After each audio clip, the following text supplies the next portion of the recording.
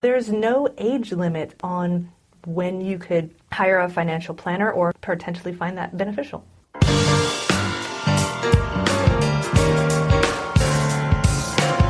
Welcome to Heart to Heart with Anna. I am Anna Jaworski and the host of your program. Today's show is End-of-Life Financial Planning, and our guest is Laura Redfern.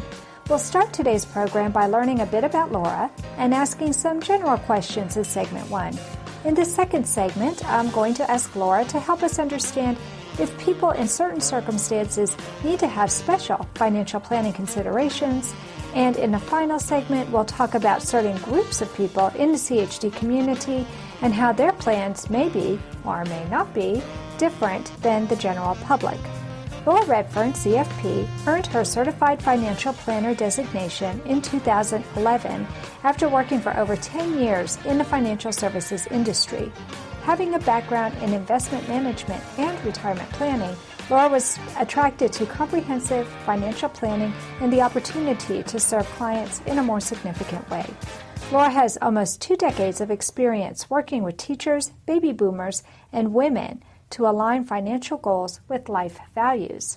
Laura's mission is to reduce client stress, make money more meaningful, and take the fear out of finance. Some of you may know that Laura is also a Hearts Unite the Globe board member. She's currently the secretary for the board and is getting ready to celebrate her 6-year anniversary with us in February 2020. Yay! I know, that's so exciting.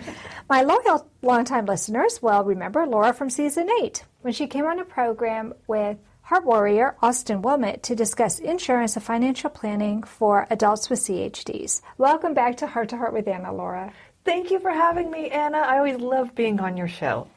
Well, I'm happy to have you here because what we're talking about today is really, really important. Yes. The information that Laura and I share in this show is not meant as medical or financial advice. It's for informational purposes only and for us to help you get a conversation started with your family and loved ones. Please contact your healthcare professionals. Please contact your attorney or CPA to get advice that is pertinent to you. But we're hoping that we'll at least plant some seeds to give you some ideas of what you can talk to them about.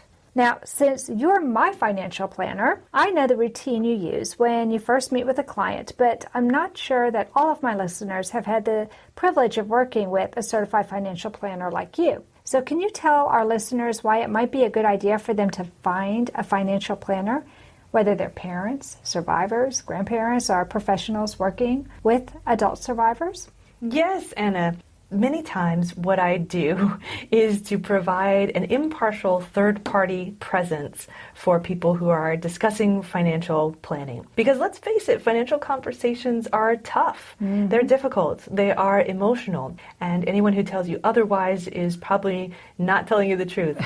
So very often my work with couples especially involves simply being that impartial third party who can hear both sides and offer advice objectively. So that's one reason that you might want to have a financial planner. Another reason is kind of obviously if you need help planning your future. Mm-hmm. So very often we might have tools that we are not even aware of, maybe things that we just didn't know existed. And part of what a financial planner does is to assess your situation and look at what resources might be available to you that maybe you aren't taking advantage of. Sure. So that's a big part of why you'd hire a financial planner. And the last part is something that I'm actually working on now, Anna. As you mentioned, I have my Certified Financial Planner designation, but I'm working on a new designation. It is called a Certified Financial Transitionist. Mm-hmm. And that is equally as important. The planner designation helps us to communicate the financial tools that are available and that would be best used in certain cases. The transitionist designation works on the psychological and emotional components of what financial transitions look like. Mm-hmm. So I think both parts are very important, and both parts are not often talked about. Right. So you need to think about if you need help in either of those places, not just the money and making that work, but also in the psychology and having a thought partner to help you work through what could be some difficult situations. Right, and I don't think there are many situations more difficult than dealing with life and death issues, yes, which so many people in the congenital heart defect community are having to face. Absolutely. Whether it's surgery, whether it's being put on a transplant list, hospice. I mean, we have very emotional issues that we're having to deal with. So are you ever too old or too young to hire a financial planner? I love that question. Somewhat obviously, my answer is going to be no. And the too old part, I think, maybe is obvious that you always have financial issues to deal with as an adult. No, you're never too old. But the too young part might be surprising to some people to hear. I really don't think you're ever too young either. For example, I have a client, believe it or not, who is 10 years old. Oh my goodness. That is because she is a child model. She'll be the girl in the ad that's sitting on a bicycle or something like that. And from that, she is actually paid money by the companies that take those pictures. So she has a salary. She has an income source. That means she qualifies for a Roth IRA. Of course, it was her mother who approached me because she doesn't know what that is. Right. But they were able to open up a Roth for her. And can you imagine the tax-free income that she is compounding from 10 years old? Oh my goodness. It's pretty awesome. So there's no age limit either on when you could hire a financial planner or potentially find that beneficial. I think some people are afraid, oh no, I waited too late, and they're embarrassed to talk to a financial planner. Oh, yes. Is that something that you deal with? Oh my goodness, Anna, I see that all the time. In fact, even in casual conversation, when people find out what I do, they'll say, oh, you don't want to see my finances. And to me, I think, well, honey, if you have that attitude, probably you do need some help. Right. There is no judgment, at least on my part, when I come to a financial planning client. We all make mistakes. We're all human. We all have so much stuff, so much garbage, so much history that we carry with us financially and otherwise. Right. And it is not my job to come in and tell you where things went wrong or went astray. It's our job together to co-create something that will help to improve your situation. Well, I think a lot of people are not only embarrassed that maybe they've started too late, but also feel like there's no way I can afford to have a financial planner. That's only for rich people. Can you address that topic? Oh, I'm glad you brought that up, Anna, because that's another myth that I love to bust. Yes, in the past, probably financial planners were for those who had a lot of assets and something that needed to be managed. However, in today's reality, we all have a financial life, and there are programs. One of them that I'm very fond of, sponsored by the Financial Planning Association, or FPA, that offer pro bono services for those who need it. So there are free programs out there. And for example, the FPA is heavily promoting their cancer program, that when a family has a cancer diagnosis, there are financial planners available who will help with this end-of-life planning for free. So there are resources that are out there, and we'll include some of them, I believe, in the notes. Right. We'll put those in the show notes. It's so nice to know that you don't have to spend a fortune to get your finances in order. And I think that's something that most people really don't know about. Yes. Now, I know you've been a financial planner for quite a while, and you've even seen some of your clients retire. What's the most important thing a person can do so they have a healthy retirement? That's a great question. Yes, a lot of people are transitioning to retirement these days. And the number one thing that I counsel my clients is to make sure that they have something to retire to. So often the focus is on retiring from. I'm going to get to leave my job. I'm going to get up whenever I want in the morning. And there can be a vacuum there that can be very unsettling and unsatisfying if there's not something to fill it.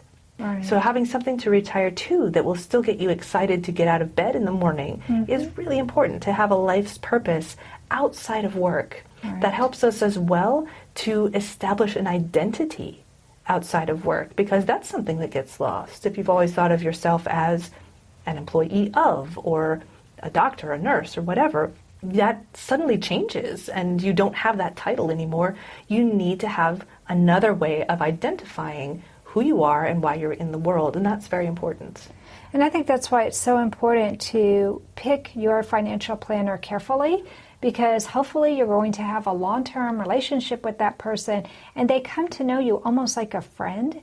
And I think what you were saying about the psychology part of finances being just as important as the numerical part of finances, this all comes into play together, especially when you are planning to make it to retirement age. Absolutely. Because the interesting thing about the way humans work is that the drivers of our financial behavior are the emotions and the psychology. And that's why I thought it was so important for me to understand that side as well as the numbers side. So in talking about any transition, especially retirement, to understand the psychological side of the transition and to know also that it's normal. A lot of people think that retirement is going to be a fairy tale and don't understand what's wrong with them when they retire and they have a feeling of dissatisfaction or even depression is quite common.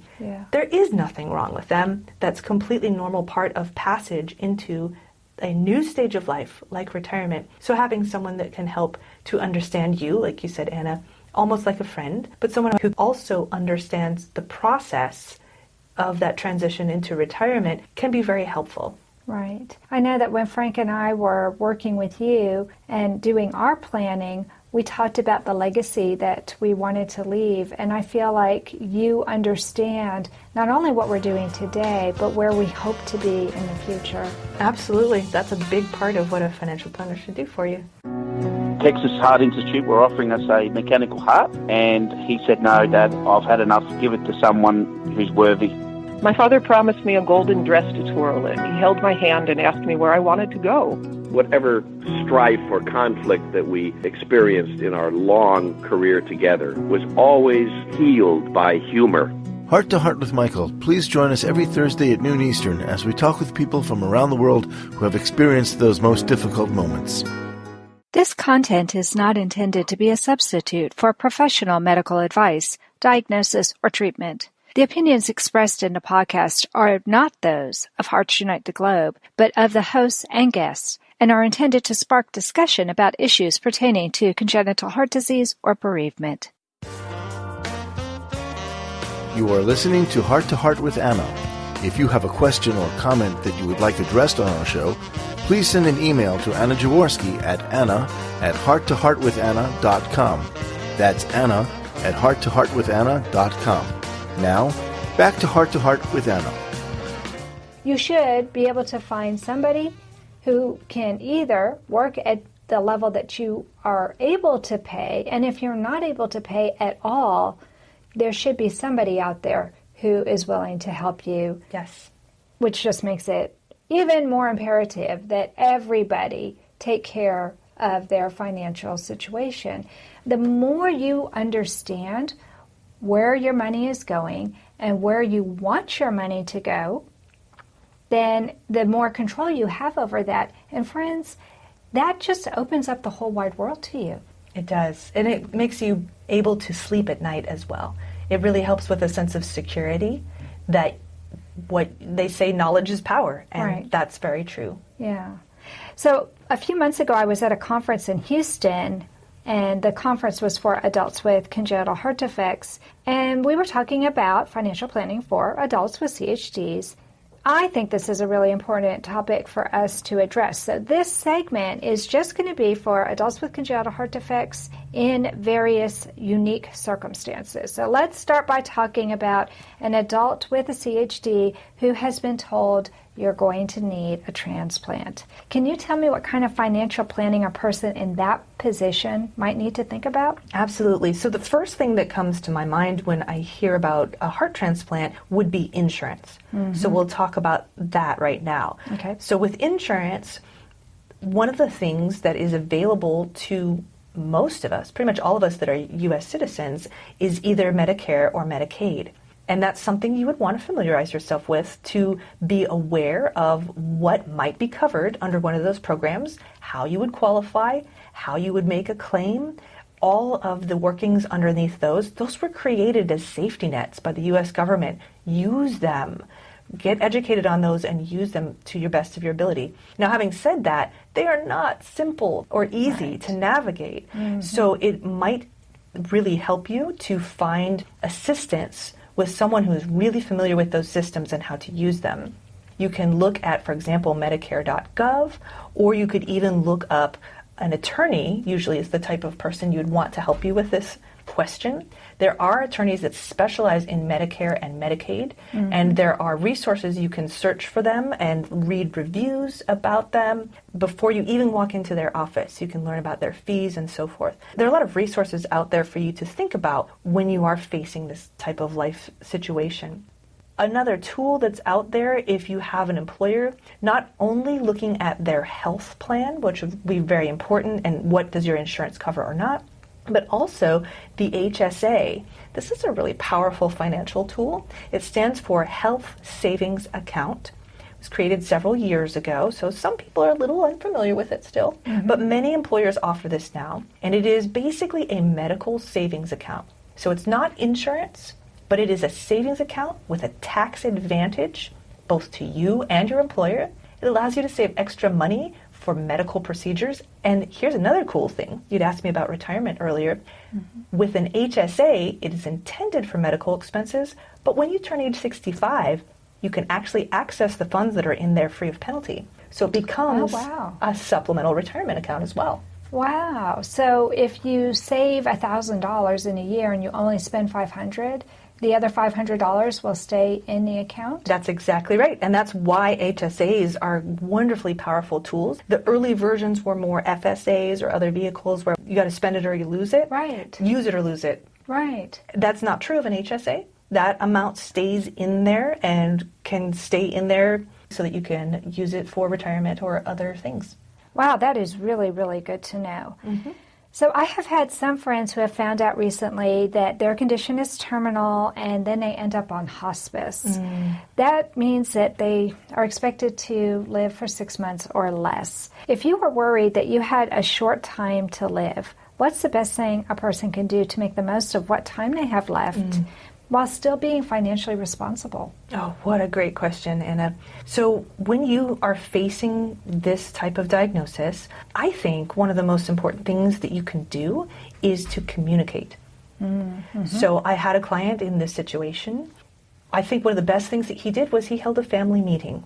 He talked to his wife and children. He told them what to expect, not only from a health standpoint and what his wishes were for the time that he had left, which was very important, but also from a financial aspect. So I was not at that meeting. I don't know what level of detail he got into, but if you were thinking about this, you could get into as much or as little detail as you would want to, as you're comfortable talking with your family. In other words, you don't have to tell everybody you are going to inherit 10,000 and you're going to inherit 20. You don't have to get into that level. But the most important thing to let your family know is where the important documents are and who to contact. Yes. That's the biggest thing, is just to have a list. With our clients, we'll provide a checklist where they can write all of this in one place and provide this one page to their heirs. Again, it doesn't list out personal information. It just says, if something happens to me, contact, and here's the number of my financial planner or my attorney or CPA. Just someplace they know to go, because when that time comes, they'll be grieving, and you want to try to make it as easy as possible. Exactly. And I know on the document that I put together, I put account numbers, I put the name of my service representative if I had a specific service representative, because that person was familiar with me, and so it would be easier for my heir to know who to talk to. And I think that makes a huge difference, rather than calling some home office where those people don't know who you are. Or worse, not knowing where the assets are. I've had clients who will uncover a life insurance policy, but a year later, and it's not uncommon just for them not to know where information is. And it's so critical for you to know where the information is. So please share that with your loved ones. Yeah, I think that really does make a huge difference. And we actually have a link to a website that we'll be putting in our show notes for every state in the United States. Sorry to my friends who are overseas, although you might still be able to look at what we have available here in the States and modify it for your own country. But this has a drop-down menu for every single state, because It is complicated. Every state has their own rules, and that's why it really does help to talk to somebody like a CFP, like an attorney, because they know about the rules for your state. Absolutely. And don't assume that they're the same between different states. There's some big differences. So talk to an attorney in your state who knows what the rules are for that state. Right. Now, adults with congenital heart defects are living longer than they used to in decades past, which, I'm excited about since I have a young man who is now 25. That's wonderful. I know, it really is. So many of our adults with CHDs are living to retire, living to see their grandchildren, living to have the same aches and pains those of us who don't have heart defects have. And what that means is that a lot of them are living long enough to have other surgeries, maybe not heart-related surgeries, maybe a knee replacement, maybe back surgery. So what kind of planning should somebody do if they know that surgery is on the horizon? So we've already mentioned the importance of insurance, and we've talked about communicating with your family. And I think that applies in this case as well. One thing to think about as well is to make sure that you have all of your documents in place. So we said make sure that they know who to contact. Well, also having documents in place really makes that so much easier on your heirs.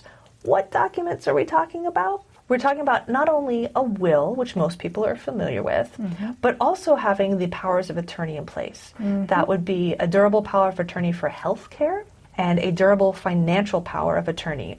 These are both very important documents. It basically breaks down to who's going to make decisions for me if I am not able to make my own decisions or communicate my own decisions. Right. And it falls into two camps. There's the financial decisions, and then there's the healthcare decisions. Right. These are two different documents. They could be two different people, but you need to have that stated in an official legal document for the people to be able to have the power to make those decisions for you and be able to execute what you would want to have happen. Yeah. It's really, really important, especially if you have very strong feelings about being put on a respirator or getting a transplant or what if something happens? Because I know that people who have had open heart surgery are more at risk, even if they are having a knee replacement, even if they are having something that is not heart related. Anytime you have anesthesia or you're possibly put on a ventilator or some other kind of device, something could happen with your heart. And if you don't make your wishes known ahead of time, what if your family doesn't know what to do? You know, they could make a decision that you would be very unhappy with later. So once again, I think it all goes back to what you said at the very beginning, Laura, and that is communication. Absolutely. It is another thing that's really important for the listeners to know, Anna, is with all of these documents that can be drafted by an attorney, there's another document that you don't have to contact an attorney about, and you probably already have somewhere that you need to update on a regular basis, and that is your beneficiary forms. So if you have any kind of 401k or insurance through your employer, somewhere you had to fill out a beneficiary form and put who gets that money or that benefit when you're not around. Right. Keeping those updated is a big deal, especially this year in January 2020. They passed a new act. It's called the Secure Act. It was passed by Congress, and it changed the rules a bit on how money is inherited. That has caused people to just take a look at their beneficiary forms and make sure that they are up to date. That's, I believe, imperative. You don't want to have someone on there that maybe the relationship has changed, or I've even seen the person has predeceased them. Sometimes some people have put their parents, and the parents are gone, so there is really no viable beneficiary on the account anymore. Right. So updating your beneficiary forms is very important, because many people don't realize a beneficiary form is actually called a will substitute. So if you have that all of your money goes to someone via your will, but you have a different person named on your beneficiary form, guess what? The beneficiary form will supersede that. So make sure those are updated with what you intend, and don't be blindsided thinking that everything will be covered under your will.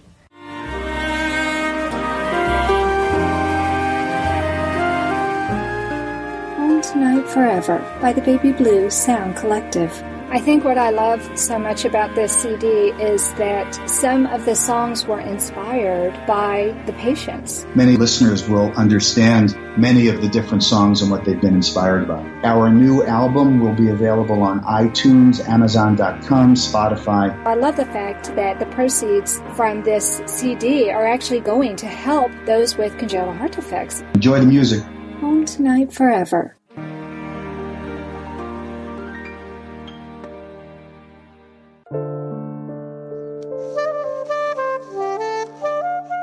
Heart to Heart with Anna is a presentation of Hearts Unite the Globe and is part of the Hug Podcast Network. Hearts Unite the Globe is a non-profit organization devoted to providing resources to the congenital heart defect community to uplift, empower, and enrich the lives of our community members. If you would like access to free resources pertaining to the CHD community, please visit our website at www.congenitalheartdefects.com for information about CHD, the hospitals that treat children with CHD, summer camps for CHD survivors, and much, much more. Well, friends, we've already talked about financial planning for adults with congenital heart defects, but in this segment, I want us to talk about two other groups of people in our community and special considerations for those groups. So let's start with parents like me. Many parents of children with complex congenital heart defects are dealing with multiple surgeries, having to buy medications, paying for therapy. I mean, we have so many expenses that a lot of people don't have money for savings. And they're so concerned with day-to-day expenses. We need to know, how important is it, Laura, for them to be planning for their children's end-of-life care? And this is a tough conversation to have, Anna. Sometimes talking to a professional can be very helpful in guiding you through this emotional conversation. Right. One thing to look for on this type of question when there's so many expenses is to be working with a tax professional, someone like a certified public accountant, a CPA, to make sure that you are getting all the deductions from medical expenses that you are entitled to. Okay. And again, it can be very complex. So talking to a professional that can help guide you through this can be very helpful. I know that also people will think of, well, gosh, I have to pay the CPA to do that. But the CPA should help you to save more money than their fee would be. Right, right. So that would be a first tip for a parent who's concerned about day-to-day expenses. Another thing that I've seen recently that's an interesting new development is a fundraiser for a child who is sick. Something like a GoFundMe. There are other ones as well. Mm-hmm. This is a really interesting tool that's kind of neat in the way that we are very social media based these days. You can get donations, you can get help from friends, well, even complete strangers sometimes. Right. But the important thing to know about that, Anna, is that any money that comes through that type of gift is considered a gift by the IRS, and therefore it is taxable income. That means that if you receive funds in this way, you should remember to set aside some for the taxes that will be owed on top of it, not to spend every penny that's donated. Right, and I think most people don't even realize that. And it may not be the same way in Australia or in Germany. I don't know how it works in other countries, but here in the United States, if Uncle Sam can get a chunk of your money, they will. I know. If you know ahead of time and say you get $20,000, you might talk to your CPA or talk to your financial planner and find out a whopping 20% or 25% may be due in taxes. That's not uncommon. Right. If that's true, then you take a fourth or you take a fifth of the money and set it aside. Don't think that the money will just magically appear. Yes. You set it aside to begin with, and then you're not in a hurt come April 15th when we all have to pay. Exactly. Okay, that's really important to know. But I had a situation just happen with me recently that I think people might need to know about, and that is that one of my plans that you helped me with was to prepay our funeral expenses. Frank and I did not want to have a regular funeral with a casket and all of that, so we decided to be cremated, and it was my goal for us to go ahead and have all of that taken care of ahead of time so my sons didn't have to worry about that.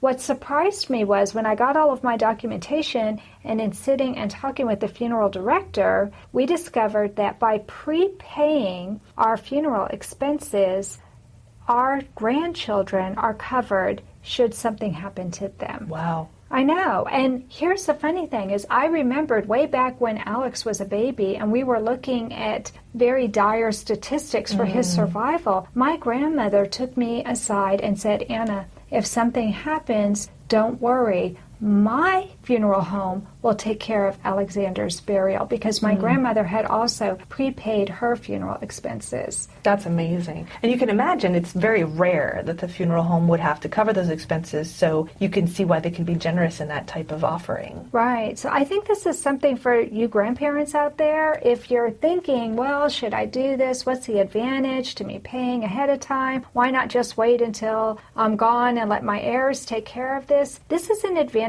that I do not think is well known. I think it's something that's almost like one of those secret benefits. And so I think not only does this make it easier for your heirs to know, oh, this is exactly what mom and dad wanted, but also to know that there's that safety net if something should happen to the grandchildren. Absolutely. That's great. Goes back to communication again, though, because your parents might have a clause like this, and you don't even know it. Yes. So unless you're talking about this, having that discussion, you may not even know it. And this is something that might just alleviate some concern that people have. Yes, indeed. Okay, so I went to a conference for adults with congenital heart defects. I keep talking about this. Dr. Lynn, I'm promoting your conference in Houston.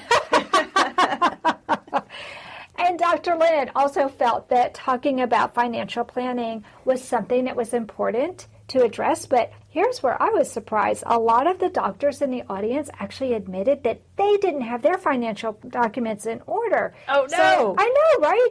And these are people who see life and death all the time, but they're also people who are super duper busy. Yes. So Laura, why is it important for doctors, even young doctors, to consider hiring a financial planner? Well, in addition to the reasons we talked about at the beginning of the show, just why you would hire a financial planner, doctors especially have some unique financial situations that it would really help them to get ahead by speaking with a professional. Here are two that I'm thinking of right off the top of my head. Doctors very often, or anyone in the medical profession, has a lot of student loan debt coming into the profession. Right. So a plan of how to pay off that debt and still have a great, healthy financial life can really behoove you and your family in the long run if you're in that situation. I know that that's what you and Frank did, Anna, and that's what's really helped you and your family on down the road through the years. The power of a plan is very powerful.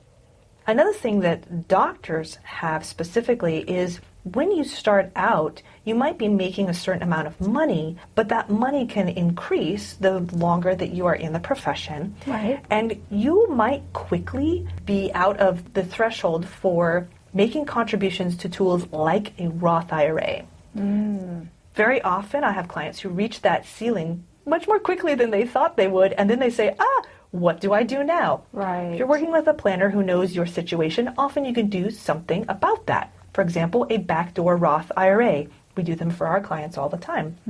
That can help you to continue to save money on a tax-free basis, which is pretty powerful and pretty cool. Right. But if you didn't know that, you might continue contributing and then be smacked with a penalty because you weren't supposed to. Right. Or you might know that and stop contributing and then not know you had other options that could still help you build your financial future. Right. So I see that very often with people whose salaries will increase over time, is not knowing the maximums and not knowing the other things you can do after you reach those maximums. And I'm sure that the laws are always changing. Yes. That makes it Then so the max hard to changes keep it up every with. year. And this is why you have to have that continuing education. Yes. Because this helps to keep you up to date. And I think that the doctors need to know about this. Really, everybody. This is the kind of thing. It doesn't matter if you're a doctor or like my husband's a nurse, but now he's an advanced practice nurse. Yes. So like Laura said, we had extra school fees because he went back to school after he had been an RN to become a CRNA. So yeah, you can rack up a lot of school debt very, very easily. This time has just flown. It does. It always flies by when we get together. I know. And even though we're talking about a really serious topic, I really feel that this show is very empowering, and it will give people an opportunity to know what words to use when they're talking to somebody about their financial plan and what some of the topics are. And friends, there will be a transcript, so you don't have to worry about taking notes. There will be a transcript of this show to go along with it in case you're not sure what some of the words were that we said. Let's end this segment by having you tell everybody how they can find out more about you or how they can contact you if they have some questions, Laura. Certainly. So it'd be easy to contact me via our website. That is shadowridgeinvest.com. I know that's a little bit long. It's the name of our company. My husband and I have a financial planning practice together. The name is Shadow Ridge, and then the word is invest. So shadowridgeinvest.com. You can read about us. You can also click on the contact tab and send me an email. We also have a great FAQ page, Anna, with questions about financial planning and investments. And one of my favorites is questions to ask a financial planner, so that you could go out with that armed very well in interviewing a financial planner should you decide to go that way. And it really does pay, friends, to interview your financial planners. Oh, absolutely. I went through 3 before I found Laura, and the others just were not a good fit. This is somebody you want to have a long-term relationship with. When you interview them, you want to have a good feeling, not just you, but you, your spouse, anybody in your family who is going to be contacting this person. So don't make a hasty decision. Give yourself time and give yourself permission to interview several different people. Absolutely, Anna, because you want to have someone, as we said before, who's going to understand you, your values, and understand how to help align your goals and your financial behavior with those values to help you be a thought partner in your financial decisions. Well, thank you so much for coming back on the show today, Laura. Oh, it's a pleasure. I love being on your show. Well, I loved having you, and that does conclude this episode of Heart to Heart with Anna. Thanks for listening today. Please come back next week on Tuesday at noon Eastern Time, or anytime. That's the beauty of podcasts. Yes. You don't even have to come back on a certain day. Just go out and find us on Apple Podcast or Spreaker or Buzzsprout or Stitcher. We're all over the place. Wherever you hear podcasts, you can probably find us. And remember, my friends, you are not alone. Thank you again for joining us this week. We hope you have been inspired and empowered to become an advocate for the congenital heart defect community. Heart to Heart with Anna, with your host Anna Jaworski, can be heard every Tuesday at 12 noon Eastern Time.